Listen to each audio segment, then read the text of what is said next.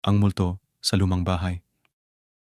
Noong unang panahon, may isang lumang bahay sa liblib na lugar ng probinsya. Ang bahay ay matagal nang iniwan at hindi na pinapansin ng sinuman dahil sa mga kwento ng kababalaghan na umiikot sa paligid nito. Isang araw, isang grupo ng mga kabataan ang nagpasyang mag-eksplorasyon sa nasabing lumang bahay. Hindi sila naniniwala sa mga kwento ng multo at naisipan nilang subukan ang kanilang katapangan. Pagpasok nila sa bahay, agad nilang napansin ang nakakapangilabot na katahimikan at dilim na bumabalot sa bawat sulok. Ngunit laban sa kanilang takot, nagpatuloy sila sa kanilang paglalakbay sa loob ng bahay. Sa pagtahak nila sa mga madilim na silong, biglang may narinig silang mga kaluskos at halakhak mula sa kabilang kwarto.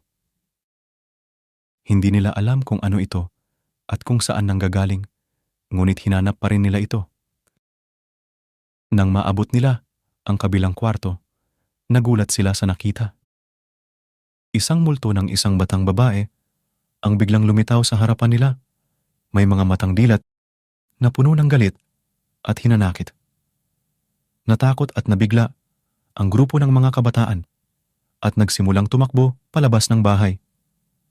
Subalit habang sila'y nagmamadali, napansin nilang parang hindi na nila makita ang labas. Para bang sila'y nakakulong sa isang hindi katapusan na dilim. Nang maramdaman nilang hindi nila matagpuan ang labasan, biglang naglaho ang multo.